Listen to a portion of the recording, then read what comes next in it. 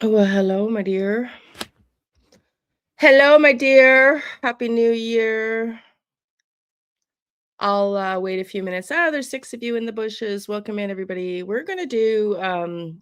I haven't been here for a couple days. Well, a little bit actually. We're gonna do an update today. Hello, Bloodbath. Nice to see you. We're gonna do an update today. It's not my normal time, but my car is under construction. Excuse me. And I had to leave it at my friend's house last night, and drive his home. So, good morning, Ruby for Justice. Hello, how are you? We're gonna cover this morning the sad case. It looks like Camila Mendoza almost. I did a pre-recorded reading. Haven't been here to do lives this last week. My apologies, but I did a pre-recorded and everybody started covering this case and we got some updates. It doesn't look super favorable, regrettably, but I do want to talk about it because there's something. Thank you, Donna. If there's something about this case, about I don't know, have you guys been following this Camila Mendoza Olmos case? There's something about it that feels off to me. I don't know, man. I mean, shooting yourself in the head is a pretty wild way to go. I don't know. Yeah, you too, Bloodbath. I just it doesn't feel right. So we're gonna go through that. So nice to see you. Missed you, honey. Miss you all. And then we're gonna cover the new case of another girl from Texas missing. And I don't know if you noticed, I'm just gonna upload the thumbnail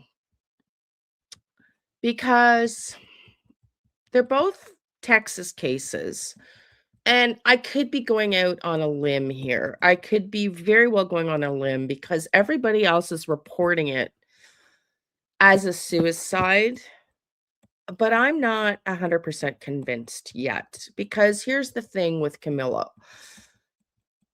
They said she went to her car. Like, first, let's look at the thumbnail. I'm just putting it up here. Look at the thumbnail. Uh, these two women look like the same women. Like, they're roughly the same age. They both have their Hispanic background, not surprising given they're from Texas, but it just is weird. Camilla is on the left in the red, and Sydney is in the blue. And they look so similar to me. It just until we hear differently on Camilla, I'm going with what her dad said. Her dad said that the video aw, thank you, Donna, you're so sweet, honey. Thank you, thank you, thank you.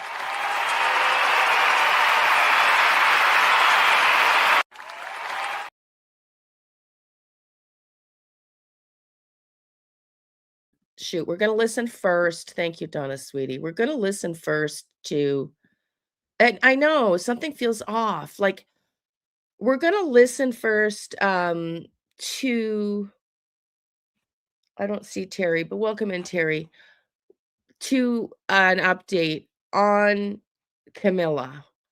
But the thing it's just off. Like the picture they show of her at her car and then the one walking down the road don't even look like the same person, number one. And it doesn't look like her. It doesn't feel like her standing in front of her car. And then yesterday, of course, last night at about 4:35 p.m. Eastern, is it Eastern? No, it would have been Central Time, Texas time. They I think it's Central from having been in Austin, because I used to go to with Keller Williams International in Austin, Texas, all the time. I absolutely love Texas. Love, love, love Texas. Um, it just feels like I know, I agree. Here's the thing, I was intending on coming live. Yes, it's just weird. I was intending on coming live, and then my car thing went awry, but it just it seems like where they said, okay, she was missing her driver's license and her car keys under the presumption that that was her in front of her car. And dad comes out and says he doesn't think either of those pictures are of her.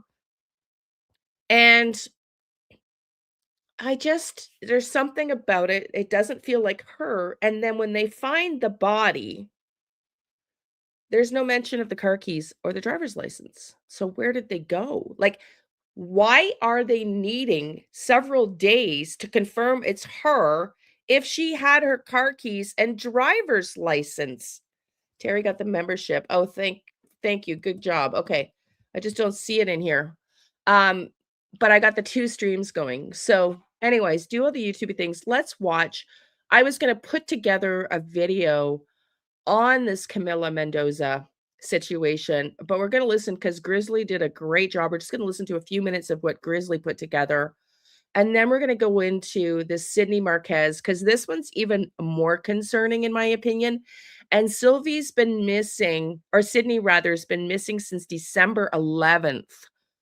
Um, but I don't know. I really hope this sheriff, they don't assume suicide in Camila Mendoza's case, because I also when I was starting to say, I thought I saw some duper's delight in the ex-boyfriends. Did y'all see the ex-boyfriend's video on the news? There just seemed to be a little smile going on there. I don't wanna I'm just yeah, right now, they're saying it's a suicide. I just hope they look at it more closely because it doesn't feel like a suicide. Her family don't feel like she would go into this extent. And I understand the sheriff came out and said, "Hey, we don't know, like when people are not well, and this is true, I know from my own family, mental health issues and suicidal ideation sometimes doesn't present itself like depression, and sometimes it can be the people that you least suspect and go on happily and appear happy. Yeah, I know. I just Lois, nice to see you. I know. And was yes, so we're gonna go into that right now, and then we're gonna cover Sydney Marquez. And I went earlier this morning because my car, as I said, I was there all day yesterday. A friend of mine I've known since I was 14, so for over 40 years, Jim was in a car accident. He had, I think I've talked about him before, at the time that he and I were going through crises at the same time as at when my dad started, the case that my dad started. And he was being driven, he was the passenger in a car by his girlfriend, and they got in a car accident, and she left him to die on the road. Hey, thank you, honey. Oh, you went into this one.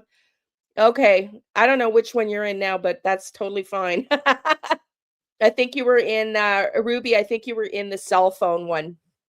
Um, anyway, so Jim's in a wheelchair, so he was really happy to work on my car. He was paralyzed, um, from the waist down in this car accident. Yeah, talk about justice.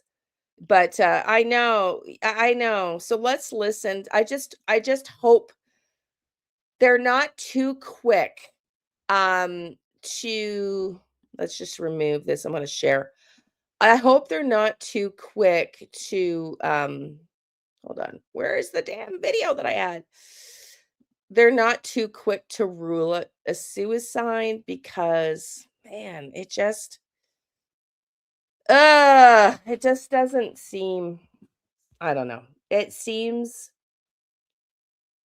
off to me. It seems off, and it could just be that I'm just not, picking up the right energy, with this case, but it just to me, let's just watch, what Grizzly did, because this is what Grizzly does is kind of where I wanna go with this channel. She's amazing. She was one of the first out in true crime, and she truly does an amazing job, and I really wanna sorta emulate her channel, if you will. So, let's just listen to the first few minutes of this because she does such an eloquent job. Anyways, the reason I'm not sure about tonight's New Year's Eve, if you will, live, which I mentioned yet, is because when we were fixing my brakes, we ran into another problem yesterday, and my car is not drivable, and it's New Year's Eve, of course. We're having a hard time finding parts for my car, if you can imagine. Gotta love Lexus. They like to make it so you have to go to them. So anyways, I don't know if I'll be on tonight. I thought I'd go early because Jim likes to sleep in. She is in horizontal. Okay. And so let's listen to what Grizzly did on this case on Camilla. I don't know, man. I don't know. Tell me what you think after you listen to this. Of 2025 at around 4:45 p.m. in Bexar County, Texas, a body was found near a landscaping company. Shame. And they believe that it is the body of Camila Mendoza Olmos, who had been missing since December 24th of 2025, since around 6:58 a.m. I'm here to provide latest update on this case. As you know, we've spent the last several days looking for Camila.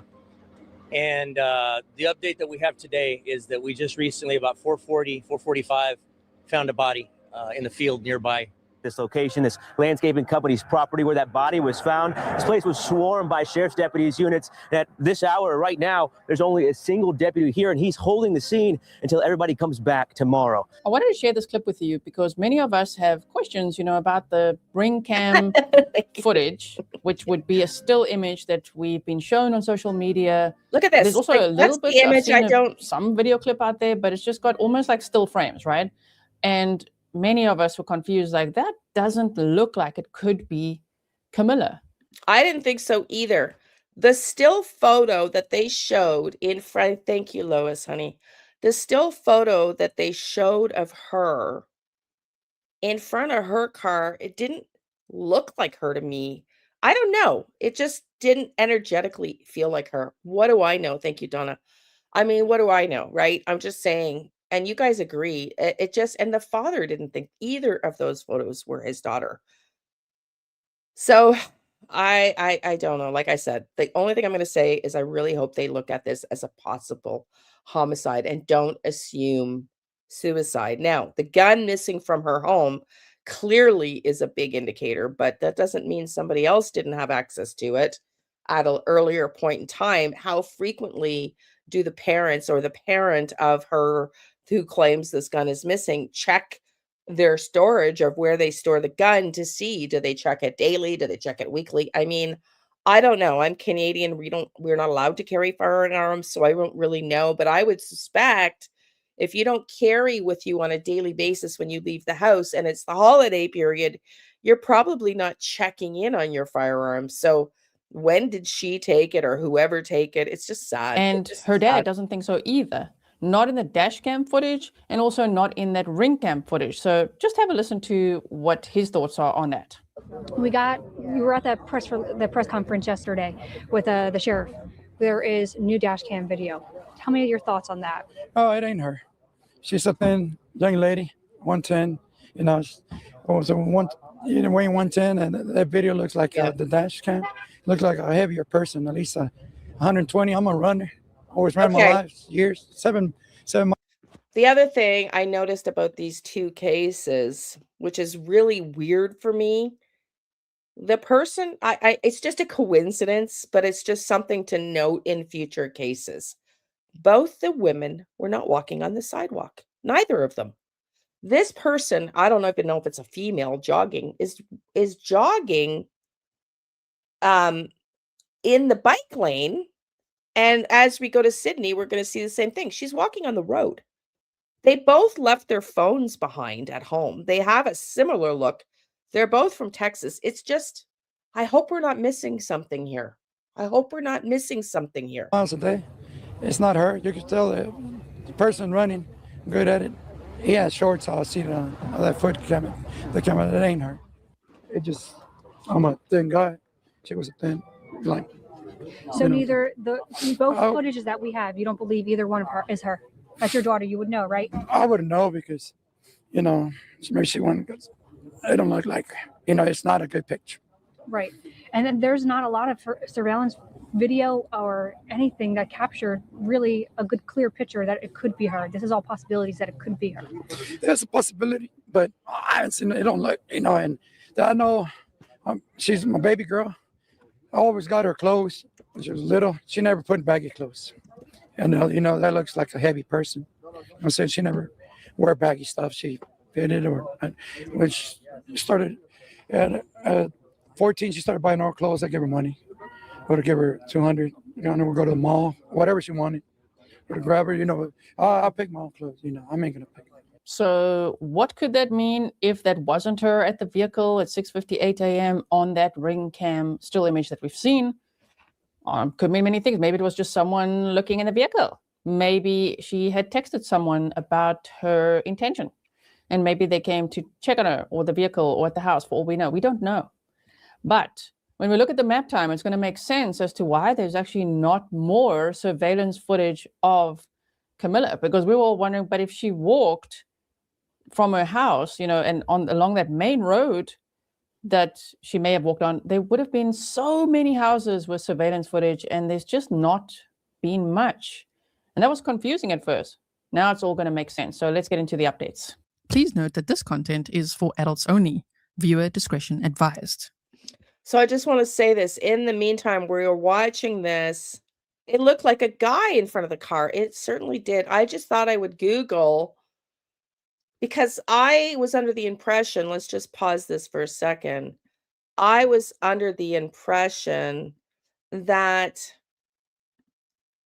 it's not common for teenagers or young women to use guns and firearms. So I just thought I would Google here, how often do young women commit suicide by gun? And it says in the United States, firearm suicide among young women, typically defined as ages 10 to 24, is a growing public health concern, with recent data showing a significant increase in both frequency of the role of firearms as a primary method. Wow.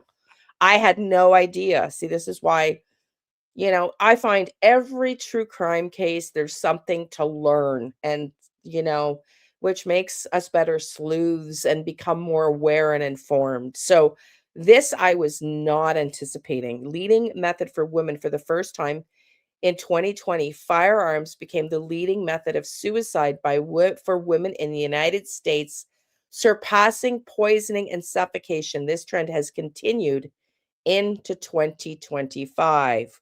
Rising rates, the suicide rate for young women, minors, and young adults has more than doubled over the last 15 years. As of late 2024 and into 2025, approximately 20 out of every million women in the United States die by firearm suicide annually. Among all young people aged 10 to 24, she's 19. More than 3,400 die by firearm suicide each year, an average of 9 per day.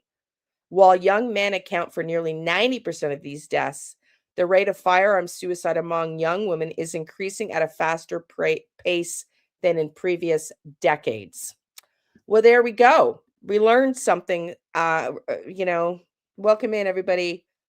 Yeah, thanks, Donna. Trigger warning. Yes, thank you. It is. It's very gruesome. It's a hard case to get our head around. But let's listen to this for another 10 minutes. So they all take a handful of, yeah. Let's take another 10 minutes at this, and then we're going to go into Sylvia's case. If you haven't yet, hit the subscribe, like, and share.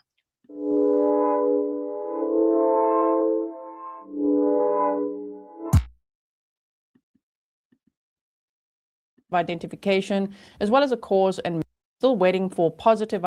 There we go. Now, I'm going to show you on the map just how close to Camila's home the body was found. And there are a couple of clues that tell us it's highly likely that it is Camila's body, even though the sheriff said they're still waiting for positive identification, as well as a cause and manner of death. Some of the clues include that a firearm was missing from her home, and a firearm was found near the body. And that the body was also found wearing what Camila was last described to be wearing. Shame. This is absolutely devastating. So I will link all of these news clips for you as well, in case you want to check them out. But man, around this time of year, it's just extra difficult, especially for family and friends. She disappeared right before Christmas. And now what is believed to be her body was found right before New Year. So while the whole world is going to be saying Happy New Year, and please know I do wish you a Happy New Year.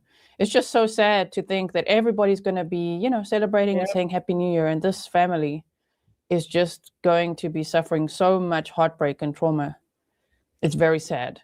So if you look, I'm showing you here on Google Earth, and I don't know the exact pinpoint. I can't actually pinpoint this is exactly where the body was found, but it is very close to, as you can see on those clips, where all the police cars are, where the address is described to be, and also there's tall grass in this area, right? So a body was discovered in tall grass. So this is the area where Camila was last seen at 6:58 a.m.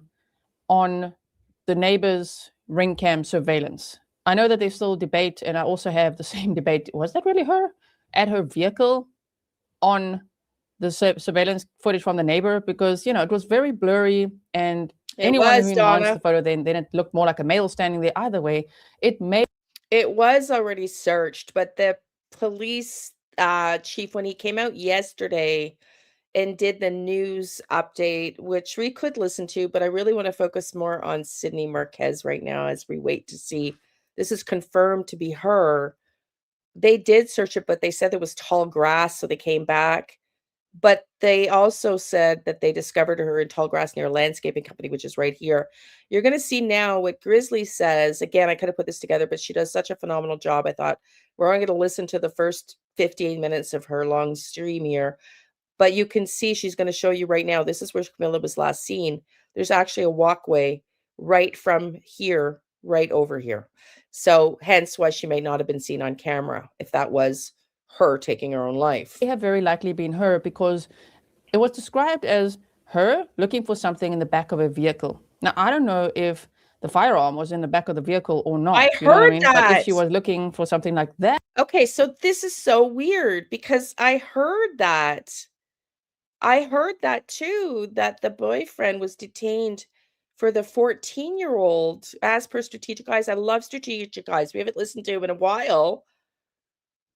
I know. So how are they connected? How is it the boyfriend of Camila is being investigated in another case, not Sydney, another Texas case?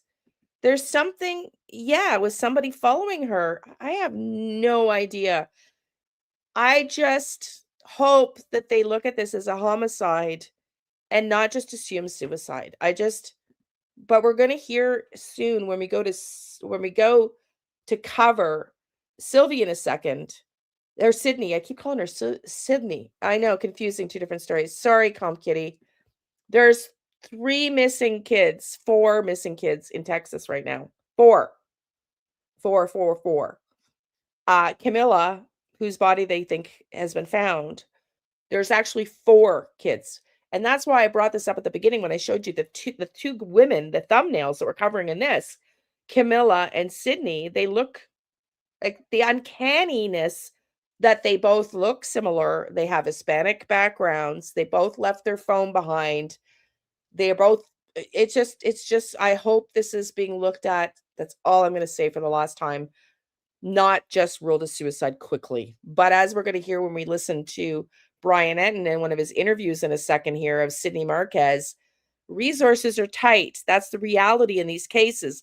Resources are tight. The 14-year-old and ex-boyfriend is a different case, not Camila. No, I know. I get that. But how could they be looking at the boyfriend in another case and not be looking at him in Camila? That's the point. I don't understand that. Like, how did they make the leap that the 14-year-old, it might be connected to Camila's ex-boyfriend and not Camila? Like, it doesn't, that to me is just mind-blowing, right? Like, it's mind-blowing. So I'm just saying, something feels wrong about this case. I don't know. Her energy doesn't give off, I'm going to shoot myself in the head vibes, but I mean, what do I know? I could be wrong. I could be completely wrong. But Dad, as we just heard, does not feel that either clip that they showed that they thought was her is his daughter. And a parent kind of knows that stuff, you would think, right? Kind of senses.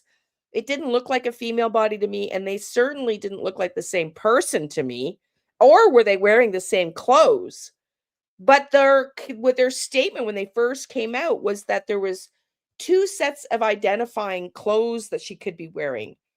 And both those pictures show one alternative set of clothes. So it's almost like nobody in the family had a clue what she was wearing, and they went by the Ring camera footage and the 2 Ring camera footages to say one of these 2 could be her. Here's the possibilities of what she's wearing. It doesn't seem like the information on the clothes came from the family, is what that's just my opinion. I could be wrong, but it seems like it was based on the Ring camera footage. We got 2 sets of people walking around that time in the neighborhood. We got 2 sets of different clothes, one in front of her car, one on the side of the road. Either one could be her. We don't really know. And father's saying neither one were her, in his opinion. Now we find her body not far away. Well, they haven't determined it's her body, but I want to know. They said she took her driver's license and car keys. How is it that they have not been able to identify it's her? It's been a week. It's not like she would have been that badly decomposed. Sorry to be gruesome. And if she had her car keys and her ID, why do we need to have days before we can confirm it's her? Something's just interestingly off here. In the back of the vehicle, weird. that would make sense as well, right? Here is where she was last seen.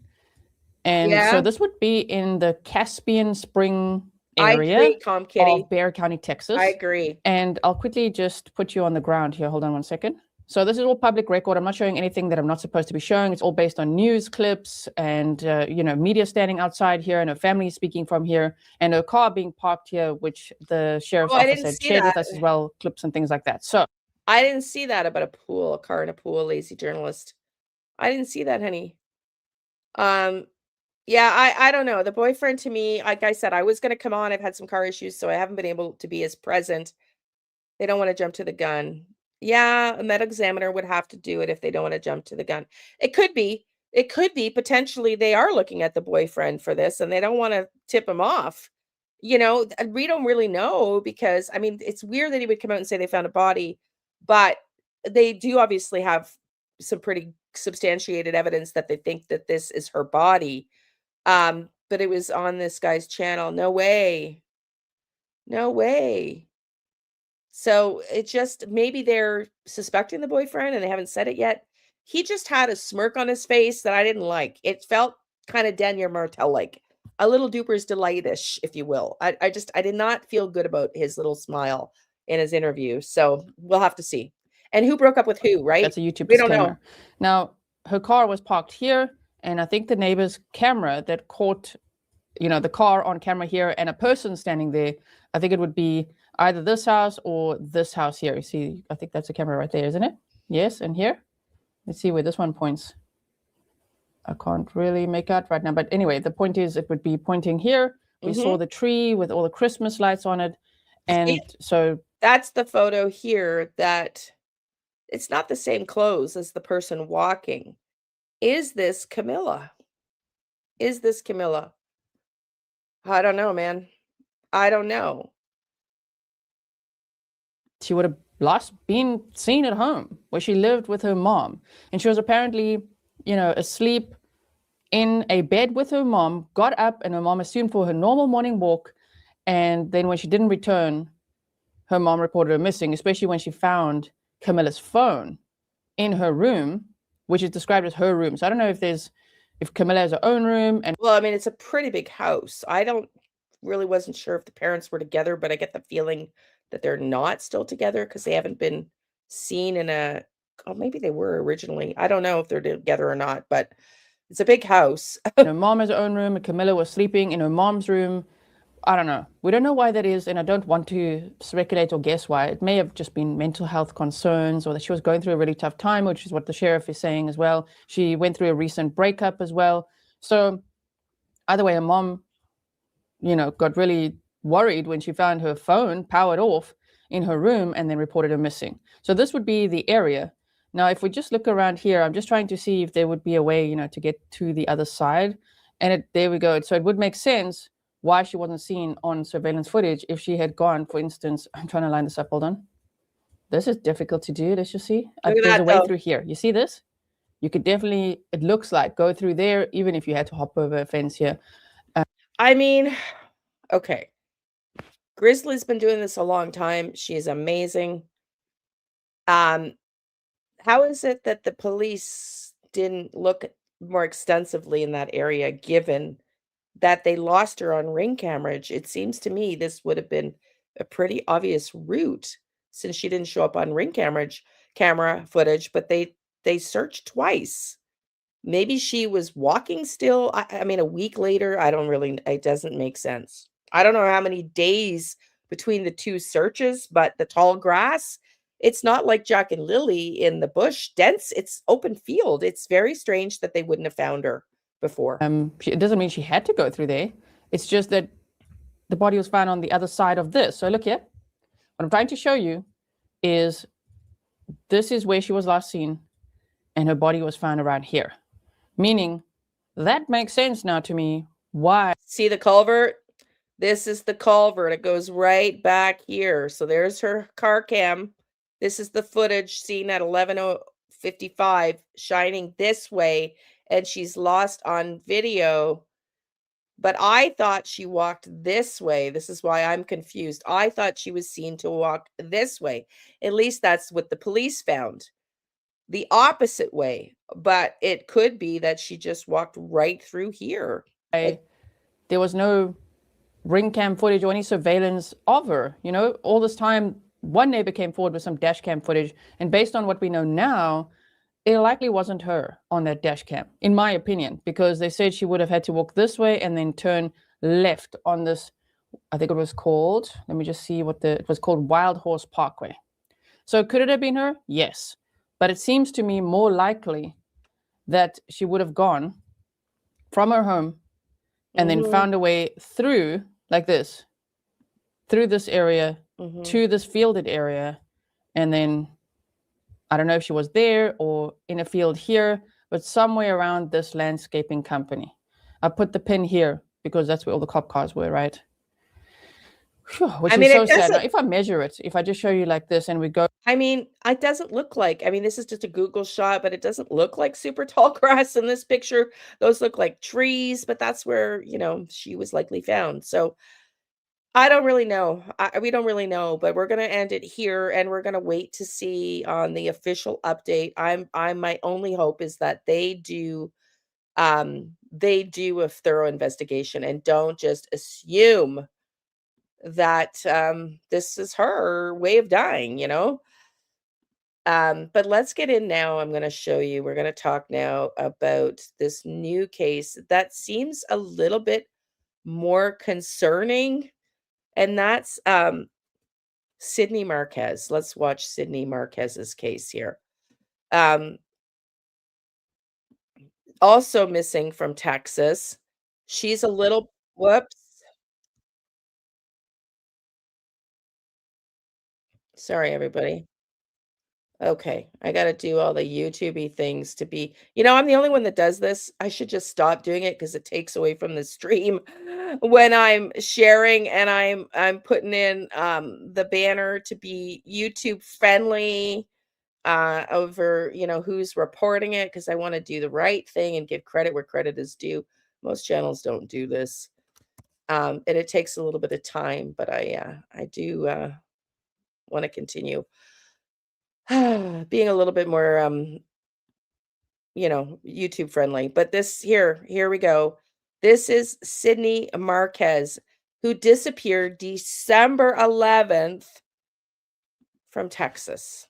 She was visiting her friends over the holidays. Watch this. Into some of our top stories from across Texas, a search effort is growing for a missing woman who took a trip to Houston. Sydney Marquez hasn't been seen since Thursday, December 11th. Welcome She's from in, El Paso, everybody. but was visiting her friends in Houston. Sydney's father got a call from those friends saying they couldn't find her. What they did find was her abandoned car in a tire shop parking lot. Surveillance cameras caught her walking through that parking lot, then going down the sidewalk. Sydney's dad is hoping someone can offer clues about her disappearance. Witnesses are saying that. I mean, I agree. The chances that it's someone else it's as far as Camila goes, you're right. But okay, let's go to Sydney now, because this is a longer case. She's been missing since December 11th, and they have not found her yet. They see a young lady that's distraught, walking in circles, keeping to herself.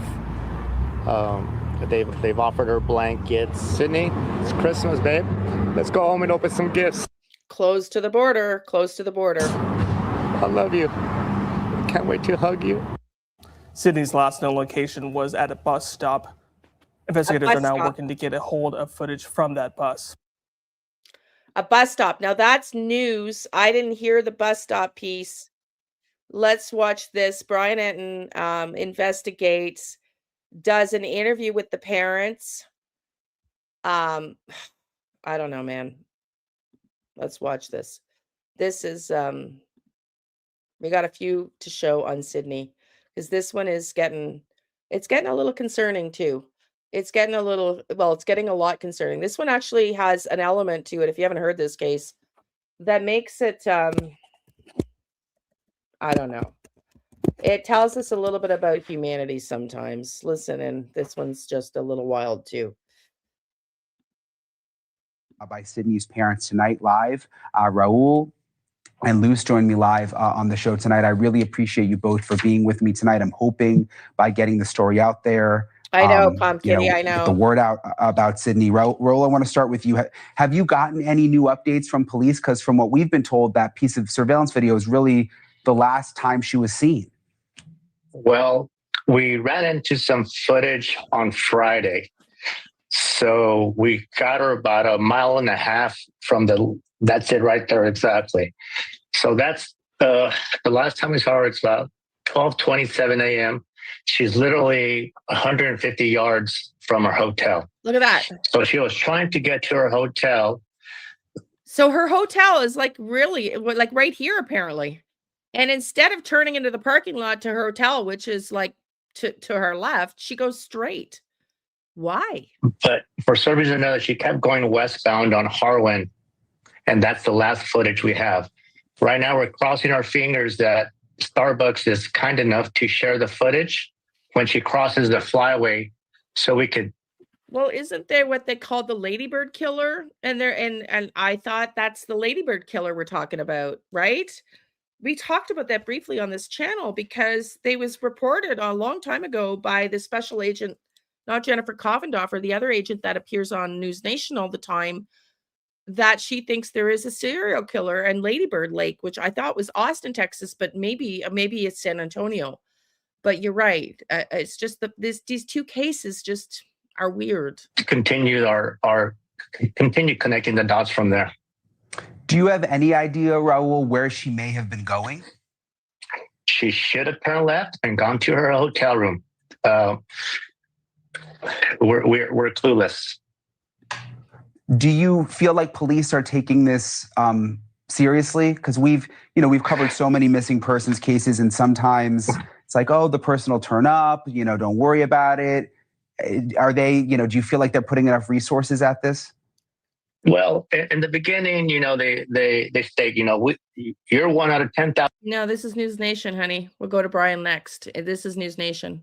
Cases. Houston is a city of 6 million people. We're doing the best that we can, and these cases take time.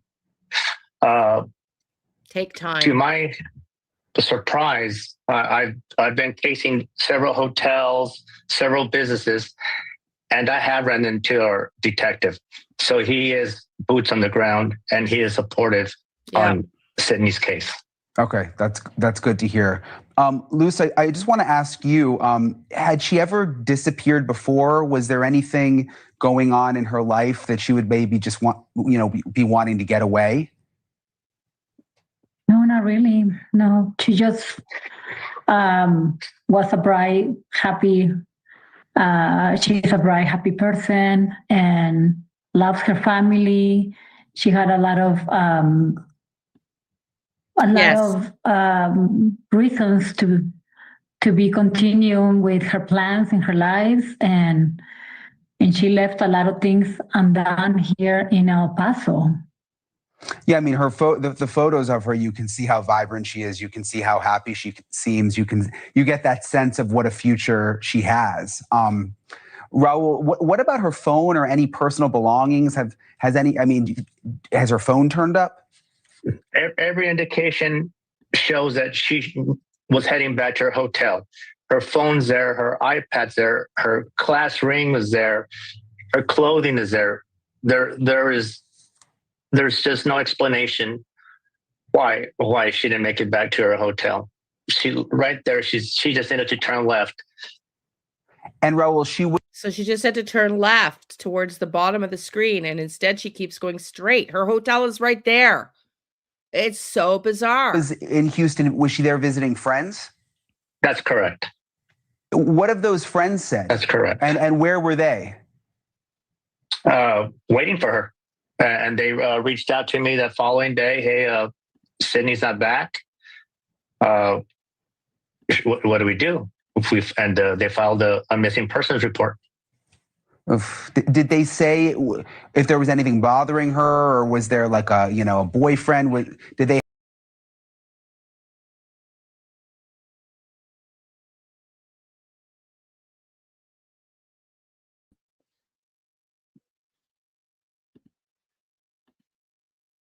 With her loose. To my daughter? Yes, yeah. When was the last time you all spoke on the phone? Was it recent? Yeah, surely like a week prior. She was about to come home actually on the weekend, and that's pretty much it. There was nothing out of the unusual. How did she sound? Really good. Yeah, really Good. happy. She left her cat here. She left. She sent me food on the mail for the cat, and that's she was looking forward to come and join the cat. Thank you for watching. Subscribe.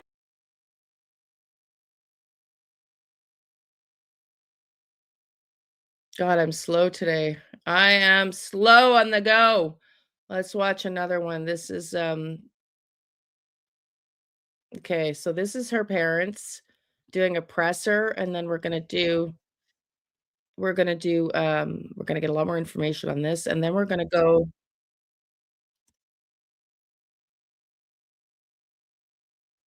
Jesus. I'm gonna stop crediting because it's so annoying. This is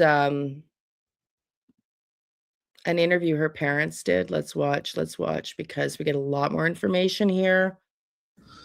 Through technical means by them, but they'll go ahead and through technical means by them, but they'll go ahead and say a few words for Sydney. And let me just adjust the audio. I've never seen the police let a family do a presser like this. This is very interesting. Whoever wants to go first, go ahead and do that now. Sydney, if you're seeing this, you have your whole family who loves you. You have a beautiful life ahead of you. You're intelligent. You're smart. We want you back home. If anyone has Sydney, please let her go. If anyone's seen her, you could please just come forward. We just want our sister. We want our family complete. I love you. You want to say something in Spanish? I'll stick to English. Sorry. Very sad. Sydney, life isn't without my big sister. We love you and we miss you. And we want to hear from you soon.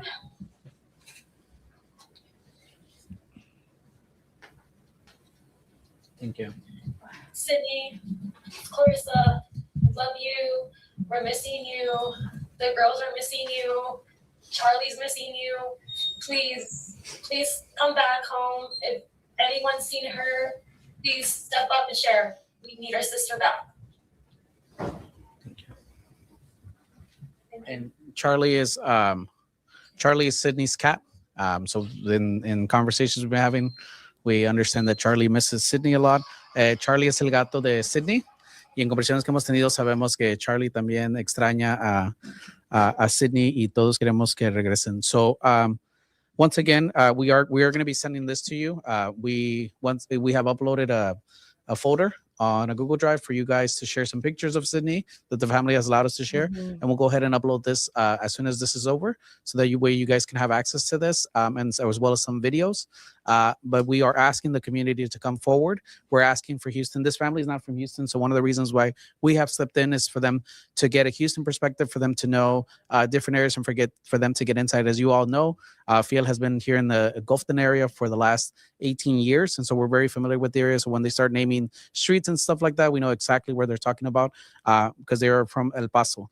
So we want to make sure that Houston comes together, shows this family kindness, and at the end of the day, if somebody has seen something, they need to come forward. So al final del día, esto lo vamos a poner en un Google Drive con las fotos que... Okay, keep listening, because there's a very bizarre twist to this case. If you haven't seen it yet, it's probably not related to her disappearance, but it still shows a really sick side of La humanity. familia ha permitido que se compartan, y es importante. Esta familia no es de Houston, es del Paso, pero ya que Sydney terminó aquí, queremos que Houston le demuestre la compasión y todo el respeto que es debido a esta familia, y que si alguien vio algo, que digan algo. Y de nuevo, queremos reiterar, es importantísimo que la gente sepa. Y si ellos tienen información, les exhortamos a que llamen a la policía y no tengan miedo por su estatus. En un caso así, no tendrían por qué la policía preguntarle el estatus de la persona que es testigo de un crimen o de cualquier cosa. Por favor, le suplicamos a la comunidad que si vieron algo, que digan algo. So at this time, we also want to make a special plea to the community that if they have information, to please come forward and to let the police know. And police should not be asking for immigration status when it comes to cases like this, and we will help to protect that. If they feel more comfortable, they can also call our office or reach out to us, and we will help to facilitate those conversations with authorities. Si se sienten también más cómodos, pueden llamarnos a nuestra oficina y nosotros podemos servir como intermediario entre ustedes y la policía si tienen cualquier información. So at this time, we will go ahead and take a few questions if there's any questions for the family. I've never seen the family go ahead and do this presser like this. This is very, it's good to see, but normally the police do it, so it's very interesting. I know, it's so sad at the holidays to be going through this.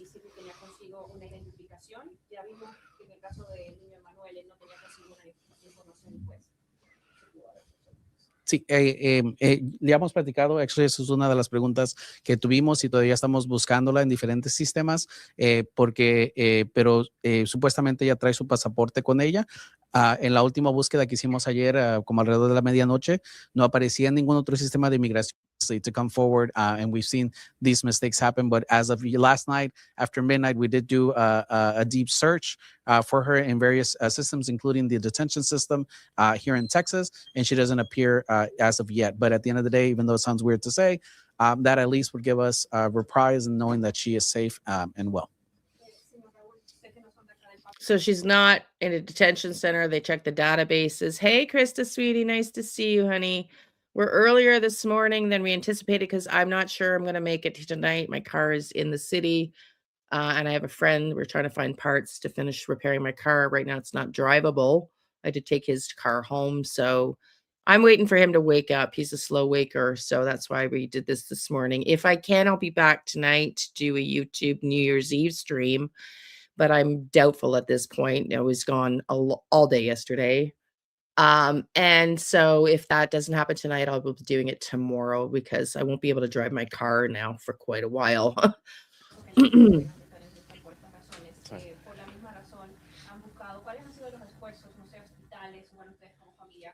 Welcome in, Pues gracias a Jeanette. Dios estoy bendecido porque vino mucha familia y amigos del Paso, de San Antonio, de Dallas, y aquí estuvieron por la última semana pasando folletos a todos los shelters, los hospitales, negocios en la área, pero lo que nos...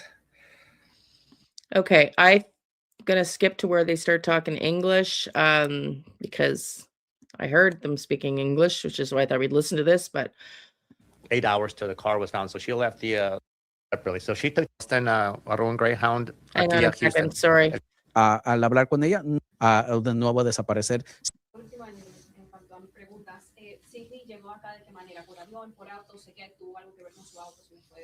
Salió de Paso en avión supuestamente Es que lo dejó abandonado. I'm Devon with Channel 11. Sorry that we're meeting. Oh, okay. Thank you, Devon.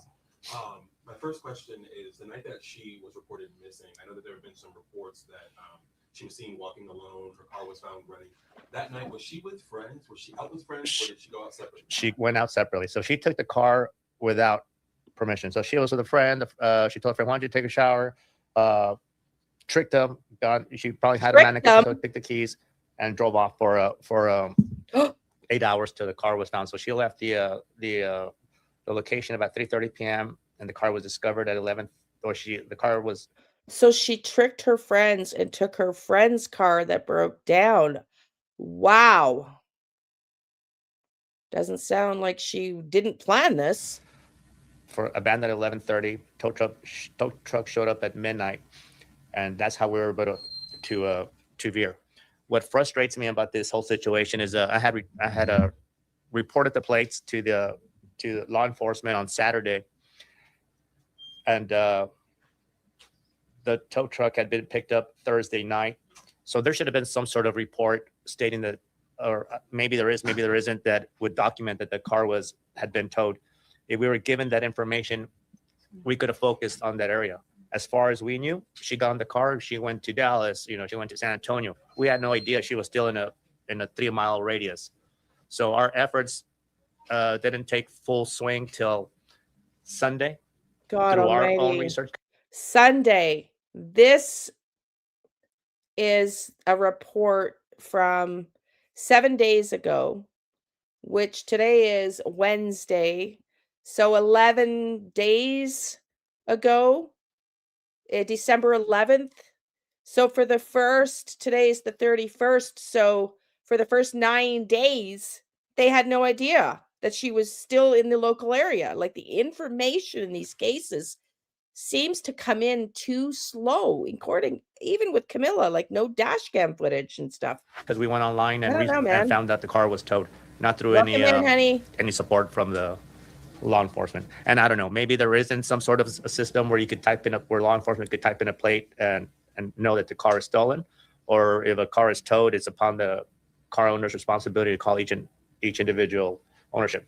But the fact that the car was left in a public street, I think that was viable information that should have been shared right away.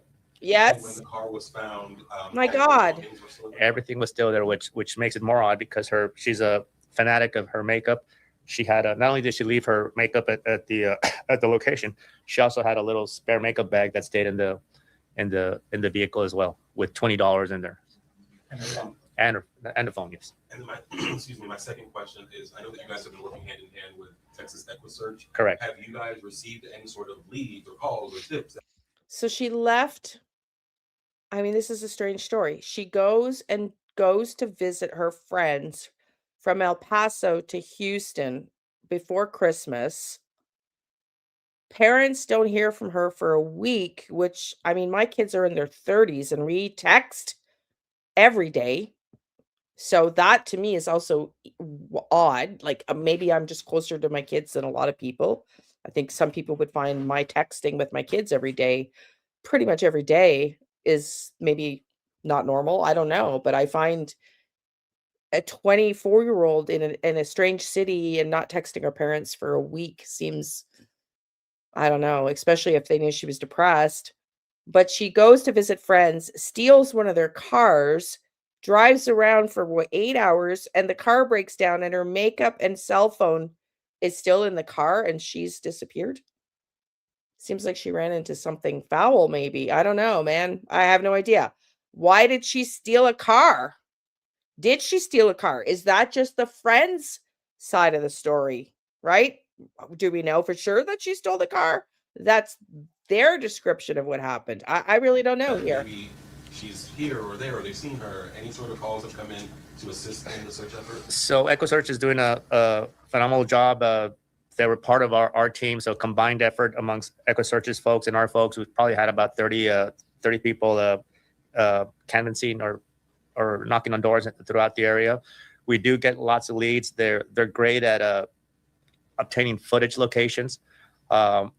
Unfortunately, we had received a tip she was forced on a bus on 46. I don't know if y'all recall that, but it got Forced on a bus.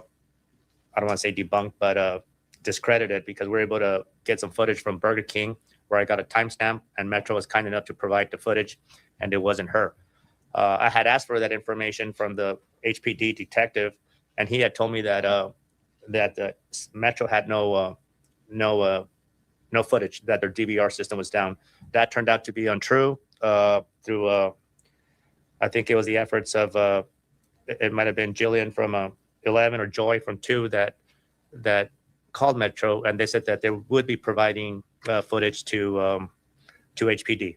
Once we knew that information was uncredible, or it didn't pan out, we brought back our efforts down south, which means I wasted 2 or 3 days of going north of Harwin, past Gessner, towards Westheimer, Memorial, and so forth, and I had no business up there. There's just a lot of dead ends, or a lot of missteps that have been taken.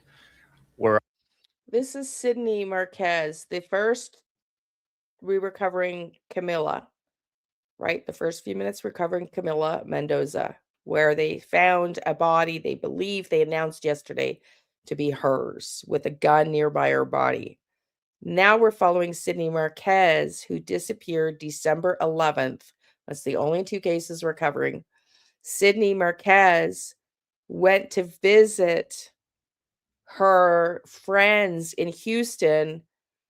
And when she got to Houston, what we're just hearing now, to visit some friends, the friends have reported she stole one of the friends' car, did not ask for permission, and took the car and drove around Houston for 8 hours, which subsequently broke down on the side of the road.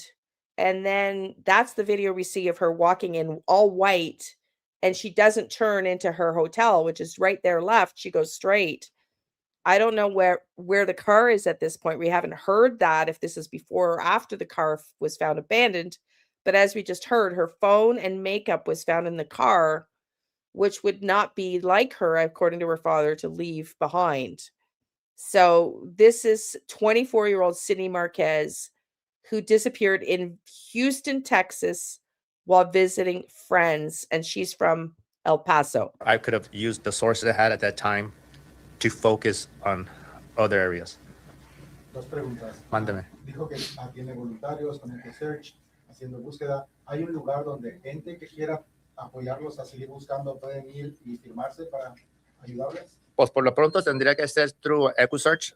Nosotros no tenemos nada formal aquí en Houston. Nosotros no tenemos, por decir, los resources, o mejor aquí como aquí, si pueden dar su información, que vengan para acá para hacer una campaña.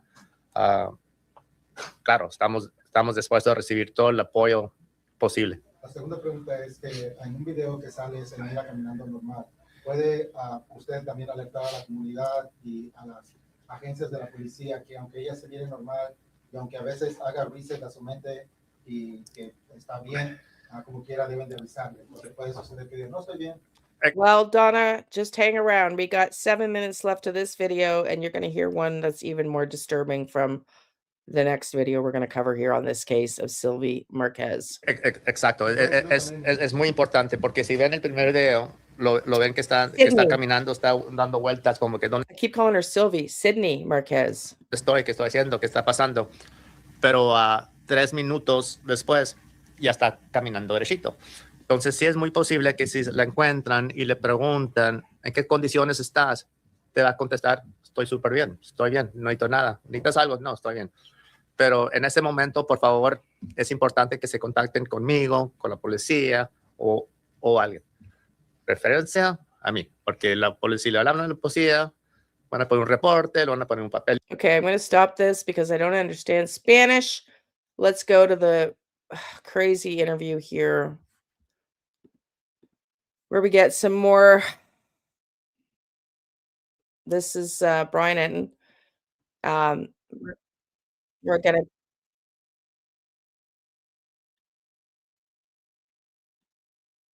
I've got a really disturbing case involving a young woman in Houston, Texas, who is missing. Her name is 24-year-old Sydney Marquez. She's been missing since December 11th when her car was found abandoned, and I'm going to talk with her parents in a second. It's a very, very active case. So I'm hoping, I know it's the holidays and people are distracted, but I'm hoping people will watch this, will share this, because she still needs to be found. But first, I want to give you an update to another case that I've been following that I know a lot of you have been really interested in. I'm just going to skip through this because he's going through Camila. And the microphone is not great, but if you listen carefully. Sorry, everybody. Let's watch this now. My heart goes out to her family. I want to move on to the case of 24-year-old Sydney Marquez, because this is very active, and I think people can help by watching this video, and we need to get the word out on this one. She's a former Texas A&M student. She is a neuroscience graduate. She's a daughter, she's a sister, she's a friend, a wonderful, wonderful young woman. Again, I spoke to her parents, which you're going to hear that interview in a second, and I'm also going to speak to a former FBI agent about the case. Tonight, she's a missing person in Houston. Sydney disappeared late on the night of December 11th while she was out visiting friends. There's surveillance video that shows her walking in an area near where she was staying. It's around midnight, and then there's just no confirmed sightings after that. Her car was later found abandoned in Southwest Houston. Her parents they've traveled to Houston from their home in El Paso. They remain there right now, helping to investigate this, looking into any leads. Again, her car has been found, her phone has been found, but Sydney is nowhere to be found. I spoke with her parents on News Nation. Take a listen to this. Have you gotten any new updates from police? Because from what we've been told, that piece of surveillance video is really the last time she was seen. Well, we ran into some footage on Friday. So we got her about 1.5 miles from that's it right there, exactly. So that's the last time we saw her, it's about 12:27 a.m. She's literally 150 yards from her hotel. So she was trying to get to her hotel, but for some reason or another, she kept going westbound on Harwin, and that's the last footage we have. Right now, we're crossing our fingers that Starbucks is kind enough to share the footage when she crosses the flyway, so we could continue continue connecting the dots from there. Do you have any idea, Raul, where she may have been going? She should have turned left and gone to her hotel room. We're clueless. Do you feel like police are taking this seriously? Because we've covered so many missing persons cases, and sometimes it's like, oh, the person will turn up, don't worry about it. Are they, do you feel like they're putting enough resources at this? Well, in the beginning, they state, you're 1 out of 10,000 cases. Houston's a city of 6 million people. We're doing the best that we can, and these cases take time. 1 in 10,000 cases.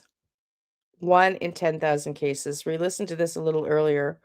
So I'm going to fast forward beyond the News Nation interview that Brian put in the clip here and just get to this section here now at the end of this clip, because he brings in some other people to talk to about this case. Service Texas EquiSearch has stepped in, bringing volunteers and resources in to help search for Sydney, and that search is ongoing.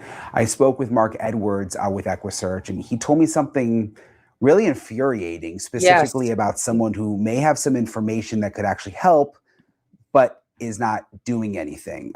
Listen to this. We're not told where they're from originally, but they do make a reference in one of the news the news briefings, as we just heard, that they had to check to make sure that she wasn't taken by ICE or whatnot. So it's not clear. It's not clear. But listen to this. This is very, very upsetting. It's heartbreaking, Mark, talking to Sydney's parents. Again, just knowing what time of the year it is with the holidays, and that it just seems like there's no answers. There's that surveillance video where you see her walking, should be going back to the hotel. Have you been able to figure out what may have happened next? No, we haven't. Her her dad has been instrumental in chasing down video. We've stretched some leads down to where we've been able to determine they were less than accurate. Our office is getting leads every day, all day long. And we're putting boots on the ground behind those leads. A lot of the leads are so far-fetched that I just don't bother the family with it. They've got too much on their plate. Wow. We have a few theories.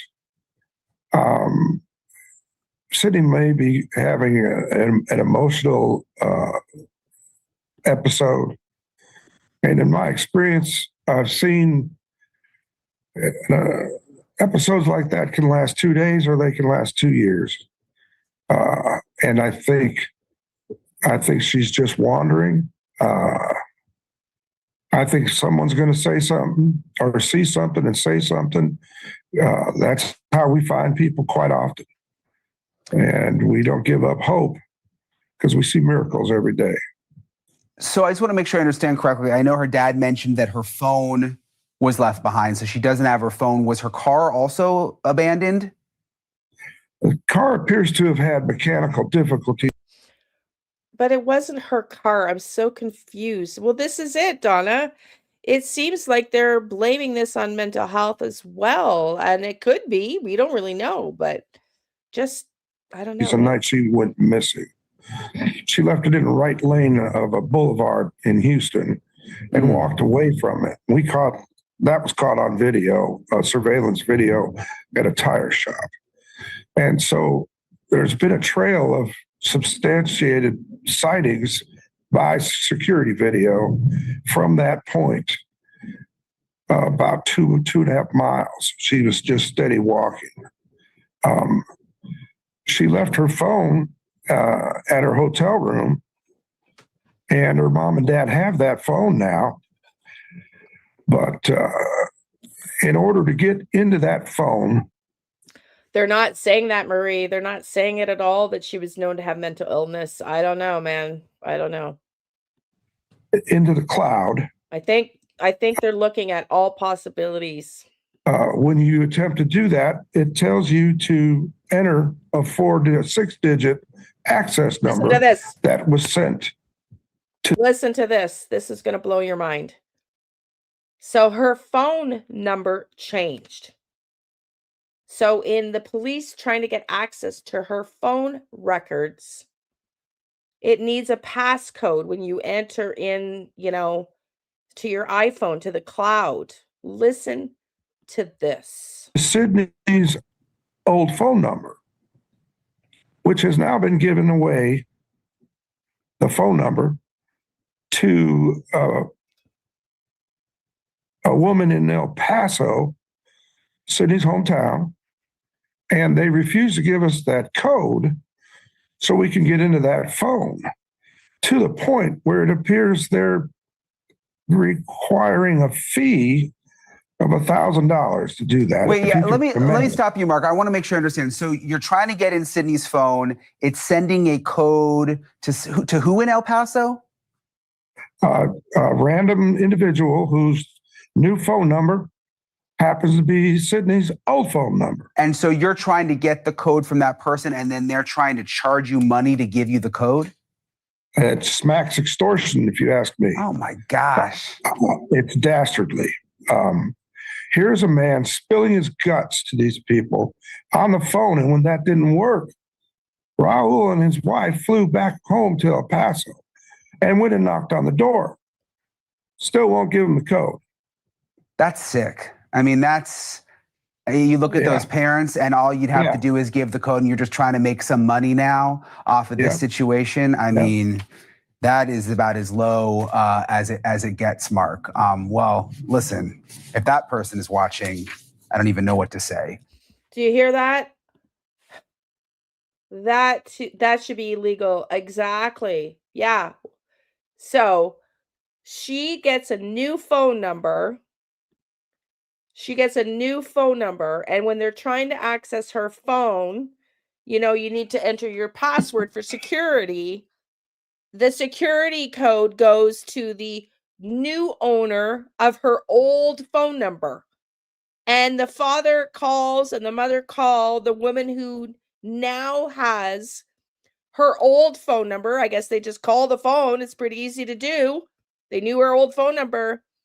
And the woman on the other end will not give them the password so they can get into her iCloud account to see if she was talking to a predator online, had suicidal ideation thoughts, or if there's anything on her phone that could lead them to her whereabouts. And this woman is refusing and wants $1,000 from these parents to give the frickin' code. Where are the cops? Not this interference in a crime? Why is this on the parents who had to fly back home to sell? Like, shame on her.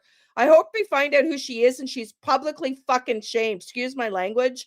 She's the most vile, disgusting human being I've ever fucking heard of. I just, that is just beyond the pale disgusting. But where are the cops interfering in a crime and arresting somebody that won't give that information? Where is the law going to that woman's door going, you're going to be taken to jail if you don't disclose? Like, this is unbelievable. And this is a glimpse into what parents of missing kids deal with. Look at the parents are the ones that are boots on the ground. The parents are the ones giving the updates. The parents are the ones flying to Houston, banging on this woman's door. The parents are the ones down in Houston getting surveillance cameras footage. The parents are the ones that found out the cop was wrong about the metro. The parents. What happens when the parents don't get involved to this extent? The case just goes dead? Like Jack and Lily? Like, I know, it's just, what the fudge? It just drives me freaking nuts, man. It drives me nuts. It's just inexcusable. I don't know where people that do not cooperate when someone is missing like that should be automatically jailed. It should be automatic. You're in fucking jail, biatch. Well, this is it. Like, how disgusting. Maybe there's a connection. That it's very strange. Appreciate talking to Mark. So again, just want to put the picture up again of Sydney because this is a very, very active case. And I want to talk with Bobby Chacon, former FBI agent, to get a little more intel into what might be going on here. First of all, I plan to talk to you about a couple of cases, including the Camila Mendoza Olmos case. But sadly, there's been pretty tragic update there, and we're going to have to wait to see, obviously officially from the medical examiner, but I don't think this is obviously the way anybody wanted that one to end. Yeah, it looks like a body was found by one of the search parties that was aiding in that case and in the areas where they would have thought that Camila would have ended up. And unfortunately, they did find a body, although it hasn't been identified positively yet. But it was in the same area that they were searching by one of those search parties. I'm sorry, all these videos seem to be, everybody's covering both cases together. And it's like almost as if everybody sees like, it's just weird that these two girls' cases are constantly covered together in these videos. So we're now quickly going back to Camila Mendoza Olmos, who yesterday the police came out to say that they think they found her body. And then he's going to get in mainly to talking about Sydney here.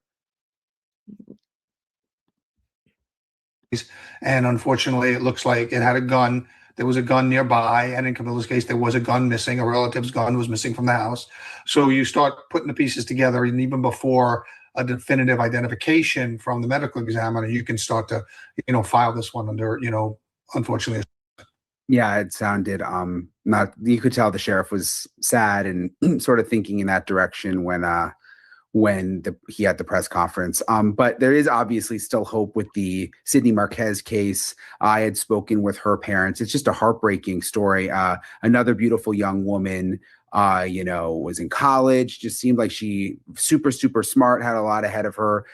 There's this surveillance video where you see her walking, and that's pretty much it in Houston. She was supposed to go back to her friend's house. What strikes you with that one?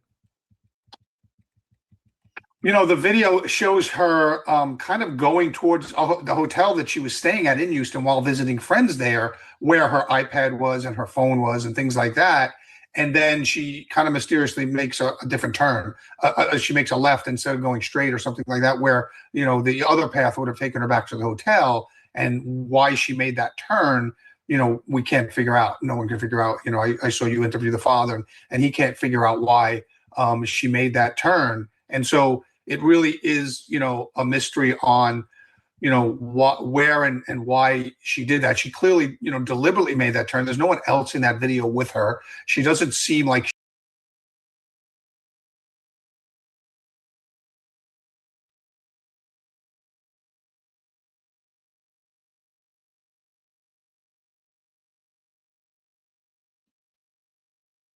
who, you know, beforehand and basically told her to leave her stuff behind. You know, we have seen cases like that. Was there somebody riding along that took, you know, a crime of opportunity when they saw a young girl on the street alone and they decided to, you know, pounce? You know, those are all possibilities that, you know, investigators are having to deal with right now. And the fact that she didn't have her phone, that she left her phone behind, to me, I just think about me, and then especially young people, you know, when you don't have your phone, I don't know, it just seems like something people don't leave behind. Well, certainly people that age, I think she was 24 years old, and certainly people that age and younger almost never leave their phone behind. In fact, if they're without their phone, their anxiety level goes up. Listen, I don't even care what age you are. I never leave my home without my phone. Does anybody leave their home without their phone anymore for pure safety reasons? Who leaves their phone home anymore in these day and age? I don't. I'm 57. It's not an age thing. It's a fucking, excuse my language, it's a safety thing. Up, and they have to have it with them oftentimes. So yes, I mean, Exactly. that's a kind of a clue that investigators, because we have seen cases where, you know, online predators have told the people or their targets of their predator behavior, you know, don't tell your parents and leave your phone at home, because they know those can be tracked. I don't know if that's a smart idea. No offense, Calm Kitty. No offense, Calm Kitty. But I never leave my phone alone, like without my body. I mean, it's too unsafe. Right. And so there are cases where they've told people, you know, young girls mostly, you know, to leave their phone behind. I'll have a phone waiting for you or whatever, or get a prepaid phone or something like that. So, you know, that is one of those things that kind of adds to that theory of, did she meet someone online that she told no one about? And oftentimes those predators will tell them, hey, don't say anything because they'll hate me or whatever, or whatever it is. And I'm not saying that's what happened here, but I'm saying we've seen that in previous cases where they've told the person to leave behind their cell phone and even their debit card, because they know the things that law enforcement is going to use to track that person. What do you think law enforcement is doing behind the scenes now? And do you think that Houston police have gotten the FBI involved? Well, yeah, I would think they did in very, very similar fashion that in the case in Camila, you know, where Sheriff Salazar told us what the FBI was doing. So the FBI has something called SOMEX, each office, which is the social media exploitation team, which are the people that are experts in, you know, doing those deep dive digital footprint kind of examinations. And they go through, you know, even if they were on a VPN or the dark web or something, they'll be able to find communications of this person, because that's what you're looking for. If it was the most difficult part is if it was somebody random driving by, seeing a young woman on her own alone at night and snatching them up, because they have no contact with them, they have no connection to them. But the other world of possibilities is somebody she knew or somebody that lured her there. And to do that, you have to communicate with the person. Is that you're talking about Sydney or Camila? Because we're talking about both cases, hon. I know Camila, they're thinking the body that was found, it was suicide, but this is Sydney. I haven't heard that they're thinking it was suicide yet, so I don't know where you heard that. If you could share, that would be wonderful. If that's you're talking about Sydney Marquez, the 24-year-old that they're talking about could be suicidal as well. Let me know if you could, please. So how do we communicate, and how do people that want to hide their communications communicate. And so they'll look at the dark web, they'll look at, maybe she formed another profile or things like that. So that social media exploitation team will do that deep dive and see, not just what she was saying on her Facebook and what she was liking or not liking, or who was liking her things. They do that routinely. Were they trying to establish themselves in a different arena? That's why I wanted to specify, no worries. I'm covering both at the same time. I know it's confusing. It seems to be everybody's covering the two simultaneously in the same videos, which is interesting. I mean, both women disappeared from Texas around the same time. They both look similar. They both left their phones behind. So yes, no worries. A hidden kind of profile, a hidden communication type of thing. And they're very good at doing that. So the FBI probably, hopefully has been contacted to add that kind of assistance. We heard that they. So I'm just going to pop the picture up again, just so we know. We're talking about why you're 100% clueless right now. Sorry, Krista, honey. So I did a video. I've been off trying to get my car done. Hey, Diana. Getting my car done. My friend's been working on my car with the holidays and everything. So I've been a little off the lives. My apologies. And work hasn't been so great, but I was trying to work. Anyways, this update is of Camila on the left. Camila Mendoza Olmos, who yesterday the police came out and said they found a body they believe to be hers, although they have not conclusively said it was her, despite the fact that they said she left her home with her car keys and her driver's license. So I'm not clear why, if the driver's license is on her person, why they haven't been able to substantiate that yet. I guess just maybe part of the process. And they think this was suicide. They found a gun nearby the body, and it was just a few hundred yards away from her home. Go back to the beginning of this video if you want to see that. Now we're moving into another woman from Texas in the blue. So that was the update on Camila. And now we're talking, look how similar these women look. They're both from Texas. It disappeared from Texas. Sydney Marquez is 24, still missing when she went to Houston. She's the one in the blue. She's the one in the blue. So this is who we're talking about now. She went to visit her friends from El Paso on December 11th is when she disappeared. So I don't know how many days she'd already been in Houston, but she went to visit friends from El Paso to Houston. The parents have just reported, according to the friends reporting. I just take everything with a grain of salt. I don't presume the friends to be honest at this point because we don't really know. According to her friends, she stole one of their cars and took off. 2 pics on the left. Camila is on the right. No, there's 1 pic on the left in red, which is Camila in red. See the red border? And it says update on the top. The 2 pics on the right, unless you've got an opposite angle, Donna, a mirror image. The 2 pics on the right in blue are Sydney Marquez. That's why I did them in 2 different colors. But I'm finding the similarities between these 2 cases odd and interesting. Whether they both turn out to be suicidals, I don't know. But they look similar, same time frame, similar ages, similar, Texas disappearing, both left their phones behind. They're believing that Camila on the left committed suicide because they found a gun nearby. Doesn't to me mean suicide, but whatever. That's what they were thinking. Now we're talking about Sydney on the right in the blue. That's the picture of her in the white. She's not been seen since December 11th. She left her home in El Paso to go visit some friends over the holidays in Houston.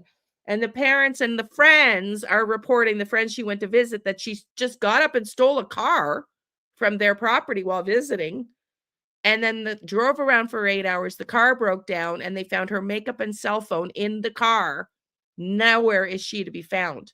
And the video of her wearing the white is the surveillance video of her walking right in front of the hotel she was staying at. And instead of turning left to go right to the hotel, which the dad says is 150 meters away from her on that corner, 150 meters, She goes straight. Why doesn't she go back to her hotel? It's all very bizarre. All bizarre.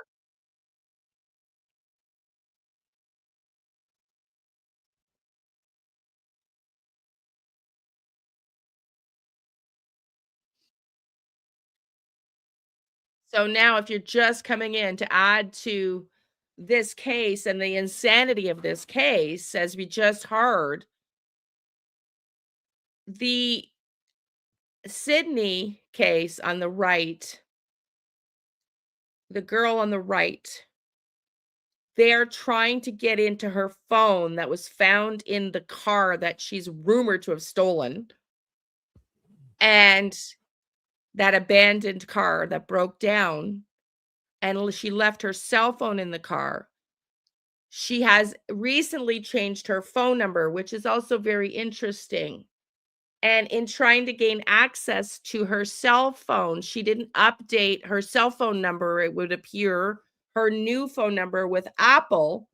So in trying to get access to her Apple cloud to see if she was talking to a predator online, to get some intel, the original phone number is now owned by another woman in her hometown, El Paso.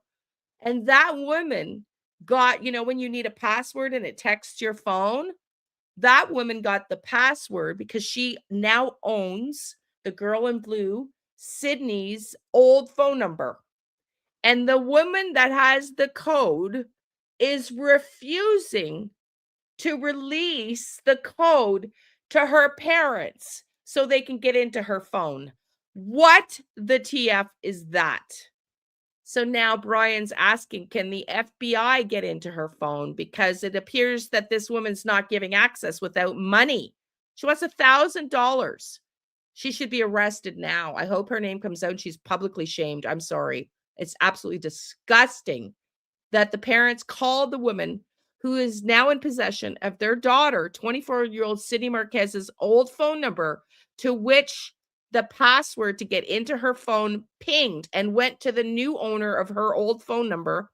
And the woman who now owns the phone number that Sydney used to own is refusing to give them the password so they can get into her phone and see if there's anything in her phone. Well, I hope they get a warrant. They haven't yet got a warrant. It's wild, wild. Listen up.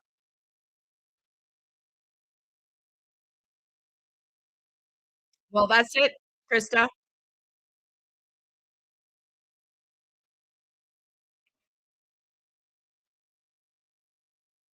Israel or something to come in and actually do that work because the FBI didn't have the ability to do it, and Apple would not provide assistance in doing that. And some of these companies, they do have a vested financial interest in maintaining the fact that their devices are secure for the public. I mean, they make that assertion when they're selling these devices, and that is a selling feature. So oftentimes, even if they do help, they want it kind of behind the scenes. They don't want it known that they're helping. So yeah, some of these, as these devices get more sophisticated, it's more difficult for law enforcement to get into them.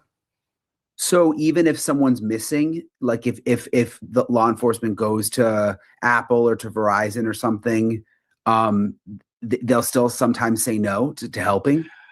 Well, yes, but I mean, you can get a court order and demand that they do those things, and hopefully they honor those court orders, or subpoenas usually is what it takes, or court order. You have to go to a judge. You have to have probable cause to believe that what you're looking for is on that phone. So it's almost akin to a search warrant. It's a little bit lighter as far as the level of proof that you need. But yeah, you do have to go through a legal process. If they're not willing to do it voluntarily, you do have to go through somewhat of a legal process. It sure makes you wonder, Donna. It sure makes you wonder, doesn't it, if there's a connection? Because it's just, I don't know who in their right mind, under the circumstances, wouldn't provide that code. I mean, it's unbelievable.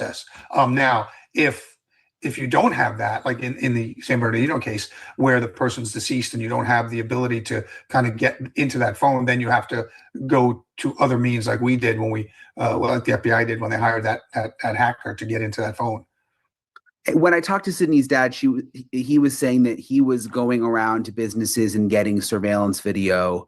And I've seen this in other cases too, where the family members will actually be the ones kind of doing some of the detective work. And he didn't say anything bad about the police, but it just made me wonder with some of these missing cases, you wonder how seriously, I mean, they get so many missing cases, you wonder how seriously they really take them and how much investigative work they do.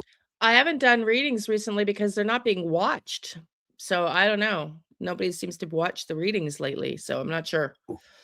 Well, there's always a balancing act, right? And yeah, in fact, her father was very complimentary of the police. In fact, he said when he went to some of these places, he was bumping into the detective that was working the case. So the detective was kind of one step ahead of him, or at the same time was there. The issue is, look, in effect, we have a 24-year-old woman who disappeared. 24-year-old women are allowed to disappear. They're allowed to not contact their family. There's no, while there's suspicion that she may have come to harm, there's nothing unusual. Well, I won't say there's nothing unusual, but there's nothing illegal about a 24-year-old leaving everything behind and starting a new life somewhere else. This is different than, say, a 14-year-old, right? So she's an adult.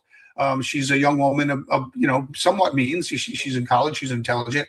So if she's doing something, and we've seen that in, last year, a couple of years ago, the girl from, I think, Hawaii was flying to New York, stopped in LA, disappeared at LAX. The family came looking for her. And ultimately she returned from Mexico where she had gone. But there was a case like this where it was a young woman who disappeared under somewhat unusual circumstances, but it turned out she was fine. So that's the balancing act that a police department has to go through. How much resources do you dedicate to a case like this, where it's an adult who simply has disappeared and there's no sign of foul play? If she wasn't being stalked, if she wasn't being threatened, if there's no obvious, threats to her that they've come up with or been told by family or friends, then how much effort do you put into it? Because quite frankly, there are a lot of other cases, I'm sure, that same police department is working. And so you can't put all your resources into one case like this. And it's unfortunate, but that's what it comes down to. It's where do you put your resources?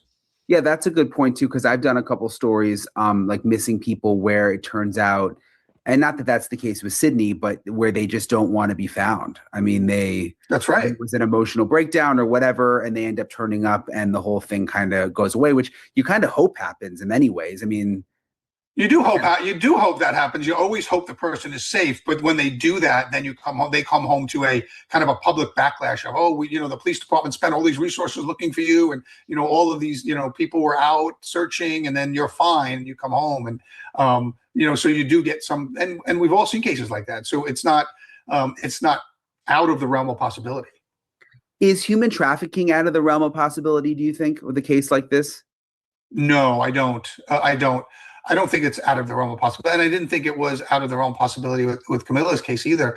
It's always one of those avenues that you have to keep exploring, particularly in certain areas of the country, border areas where you're close to a border where they can get somebody across, an international border quickly, and things like that. And someone that's alone, traffickers usually do that. They look for people that are alone, that are unconnected.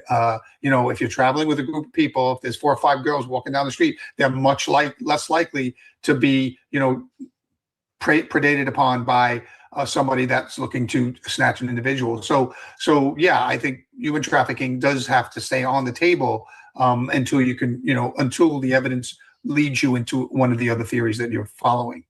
Yeah. Well, hopefully there'll be a positive resolution here. I mean, again, you just hope that maybe she did have some kind of breakdown and, is going to be okay.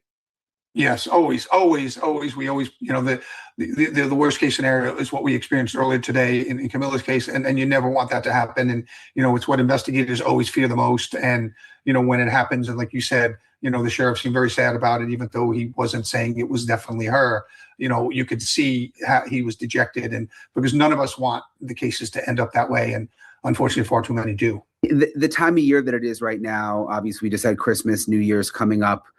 Does that play a part in the investigation at all? I mean, are there more sex trafficking issues, more missing people? Like, does the holidays come into play?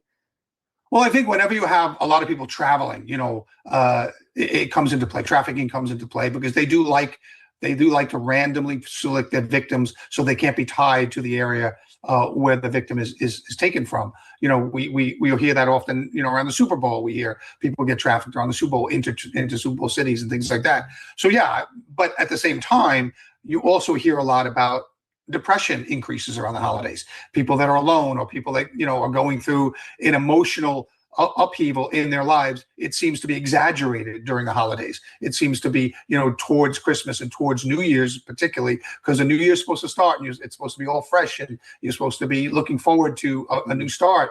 But if people are also in that depressive state, it could push them further into that. So you do hear a lot about people under depression getting worse around the holidays. So yeah, the holidays do exacerbate, both of those possibilities.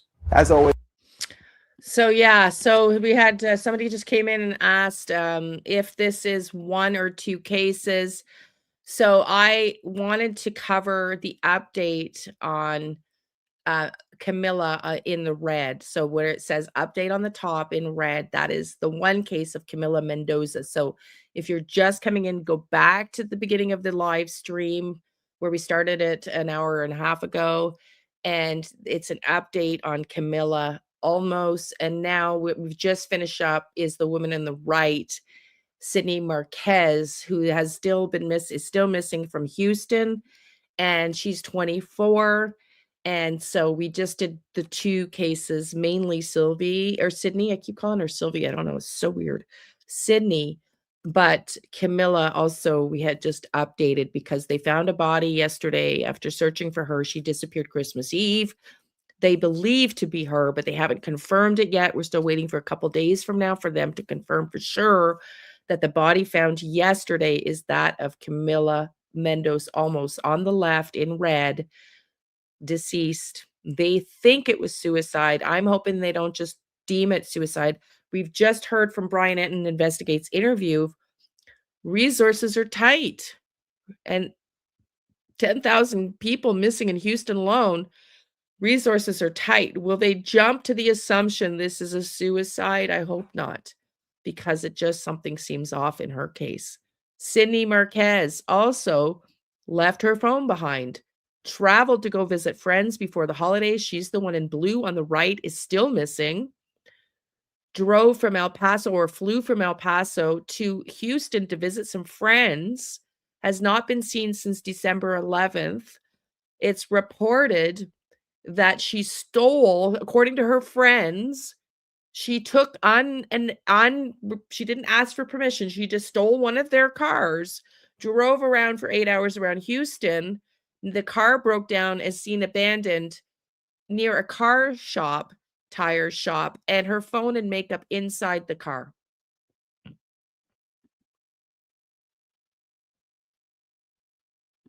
I don't know what that means. So if you're just coming in, I'm sorry. I'm going to end it here now.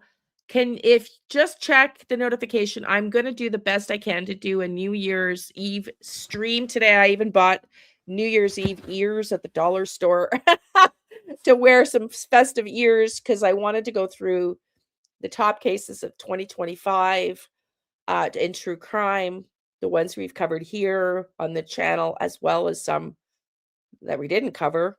And that was my intent for tonight's live. Hello, Donald. I'm sorry you're just coming in and we're about to leave.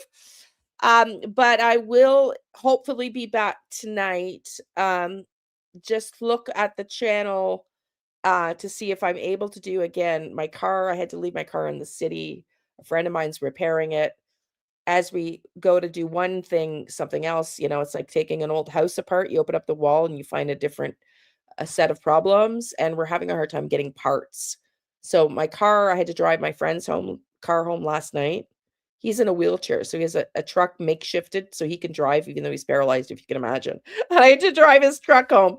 So anyways, so if I don't show up tonight, it's because he still hasn't woken up.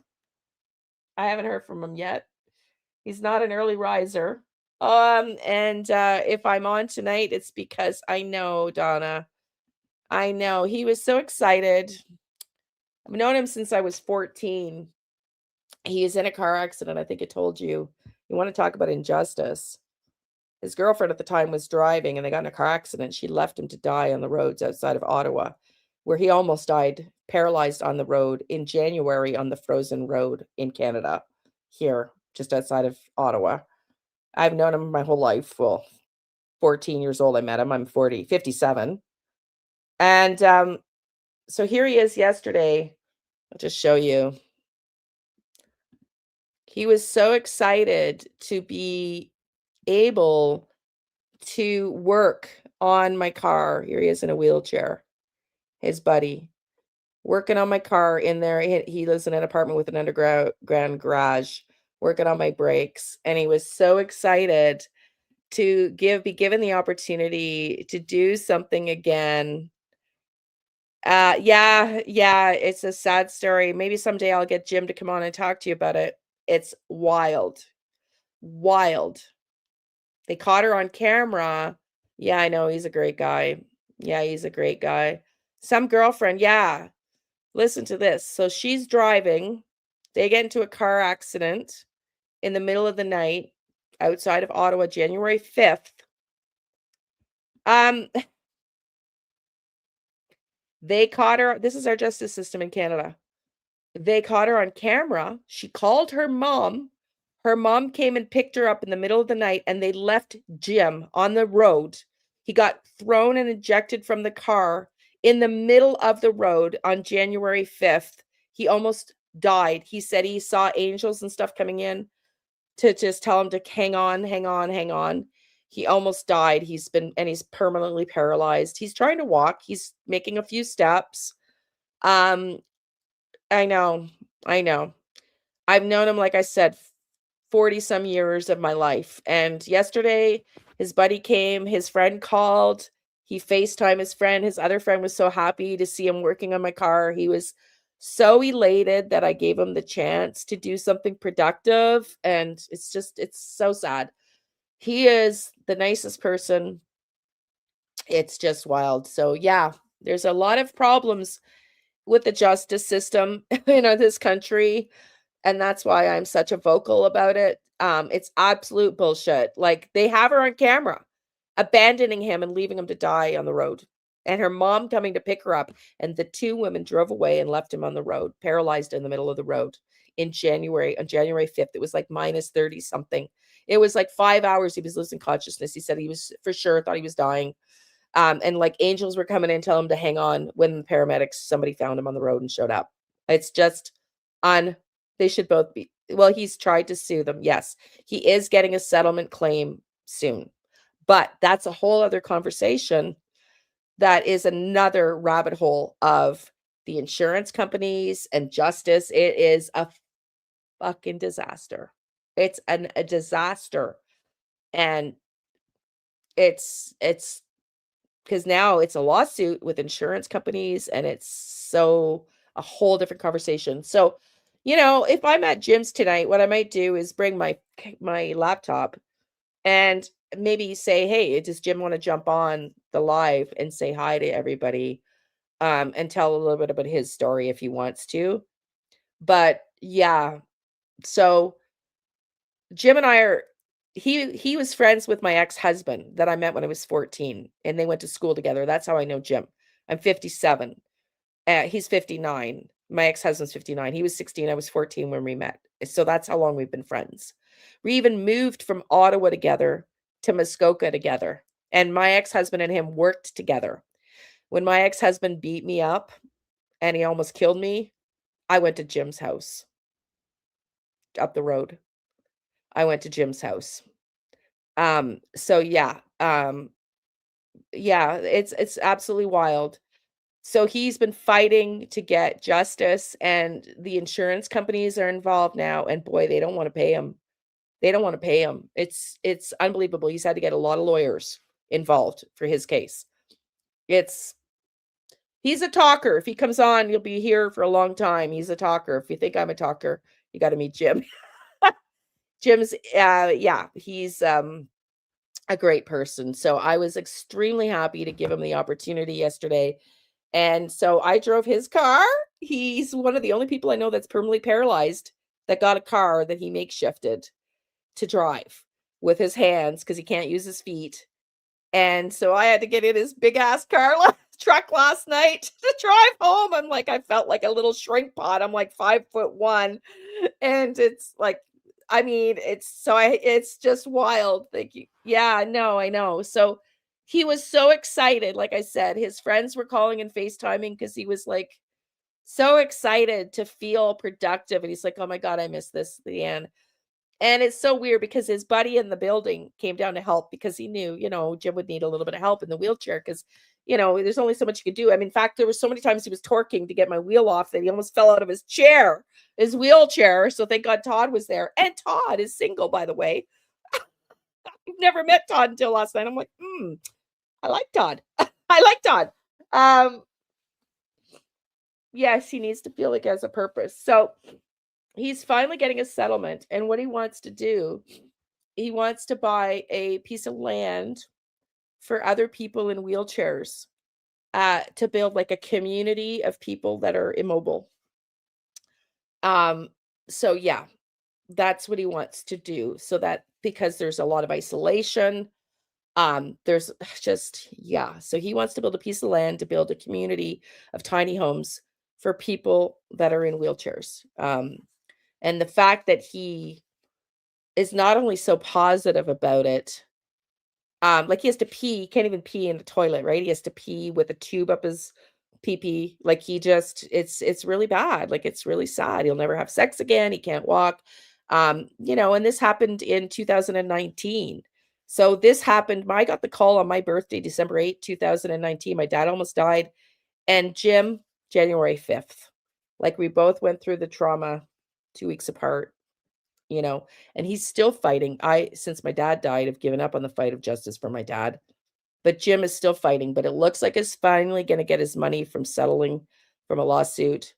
That went through the insurance, and that's a whole other issue. But yeah.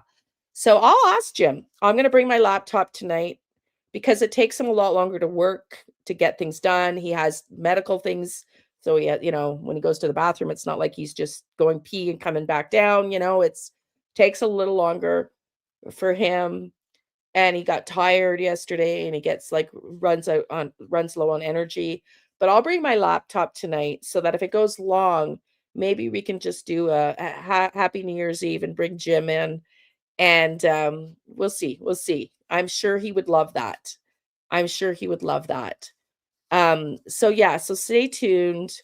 But yeah, he's a really good friend. I also want to talk about Jack and Lily a little bit. I don't know if y'all saw the new report that went out. The Globe and Mail did 2 videos over the holidays, and they doubled down on their messaging on the second video they did. I haven't seen anybody play it. Basically, it seems like they're doubling down on the case is done. Like I don't know how much the RCMP are working on it at this point. I think they've come to a dead end in the leads. I heard the newest rumors of Durwood claiming that he's fed up with Janie and Daniel now, that he went to go to the trailer to confront them because he now says they're lying after saying they were honest, outstanding citizens. And yeah, so I want to talk about that tonight if we go back on. I did a bit of a private reading on Durwood. I pulled my pendulum, Krista. I'd love you ladies to see if you find what I found yesterday. Is Durwood being questioned right now by the RCMP? I don't know, but I'm wondering if this case is going to ever get solved with Jack and Lily. I think if we don't hear something soon, very, very soon, I don't think we're going to hear of any arrests on Jack and Lily. I just don't, unfortunately. I hope I'm wrong. I really hope I'm wrong. But someone suggested that Durwood might have been arrested for interfering in the case. I don't know how true that is, but I would love to do a little bit more than I did on a private reading last night, and I'd love to see what comes up. But yeah, yeah, that's what I got. I got that he's been questioned. And I'm wondering if they're now looking, because I told you all when you were all here, when the police called me live, when Chad called me live after they removed Mike from the case, and I said, why don't you, why don't you start looking at other fucking theories, man? Like, Jesus F, other than they walked out the damn door. So maybe they're starting to look at other theories now that they've run out of plausibility that these kids haven't been found 6 months later after many, many, many, many searches, dogs and everything. I hope they get found. I hope they do too. Anyway, so listen, everybody, I thank you for being here. I'm going to go right now. Do you want to see my book cover? Do you want to see my book cover? I'm writing my book. If you're new here, I'm into astrology. I've had my astrology read. I've had my charts read. The fact that I'm in true crime, the fact that I volunteer with the Find Me group when we deal with trafficking and everything is not a mistake because it's all over my chart. Trafficking rings, it's psychic stuff, it's all there. So I started a new book that I'm releasing the first 3 chapters of. I've already written the first 4.5 chapters. It's under a pen name because astrology says for me to write under a pen name. So there's my book cover. Hang on. The Girl in the Red Room. Give me your feedback if you like it. I bought libbymcgregoryearsago.com because I was going to write about my family story, about what my mom did to my dad. And then I just decided after my dad died, thank you, Donna, that I don't want to represent my dad in that way anymore. I'm just done with my biatch mother. If you don't know, she stole my dad's money. She removed me from the will, ignored my power of attorney, knowing he had dementia, and left him to die where they did read him his last rites in Florida. And that's just the tip of the iceberg. And he's not going to get any justice for that. And now that he's deceased, he passed away in June. I want to honor him in a better way. And so this is my book.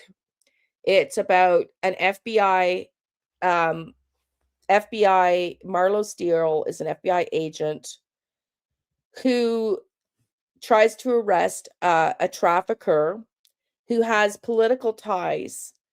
And instead of being arrested, he is extradited back to Dubai.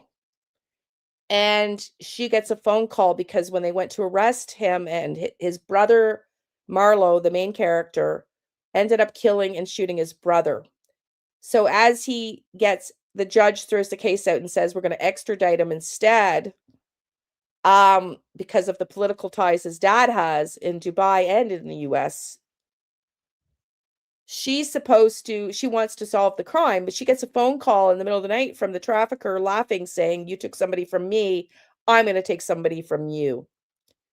And this is all chapter 1. And her 6-year-old niece is kidnapped. Despite all the surveillance outside of the home, a week later, she's gone. So Marlo decides to go undercover to Dubai. And this is the story, The Girl in the Red Room. The Girl in the Red Room is the 6-year-old little girl, Lily. I was going to name it the character Lily long before Lily and Jack, but I changed the age to 6 because I want to use Lily and Jack as an inspiration for this story. Because just the case being Canadian and just these 2 kids. And Marlo's sister, Evie, has visions like I get, and she keeps seeing a vision of her in a red room. So there's a little bit of psychic stuff in there, but not a lot, but a little bit. Hence the red room. So yeah, that's my book. The first 3 chapters are going to be offered for free, which is what, a lot of popular indie writers do. And then you upsell from there. So that's going to happen January 10th. The first 3 chapters are going out. I've already written past that. So yeah. So everybody, I really appreciate you being here. I truly could not do true crime without you. Obviously, you need people to watch. But because of my own trauma, those of you who've been with me for a while know it's not been easy for me. Because of my own trauma in the effed up justice system, not even just in my case, in Jim's case, in all the cases we follow in true crime, there's loopholes, there's not enough manpower, there's not enough resources. It's just for missing people cases. It's dire, and the number of people is astronomical, and trafficking is a huge problem too. And we don't often hear the police talking about trafficking. So, anyways, all that to say, I couldn't do it without you.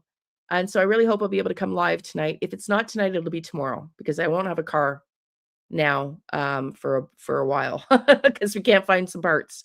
And I need those parts to get it safetied to transfer my license from Ontario, since I just moved to Quebec. And I can't get it safetied and roadworthy until we find the parts. And we cannot find the parts yet. 2 of the parts that I need, if you can imagine. Okay, everybody. So I'll see you, if it's not tonight, tomorrow. And again, I love y'all. I appreciate you being here. If you missed the beginning of the stream, go back, and we'll see you soon. Have a good day.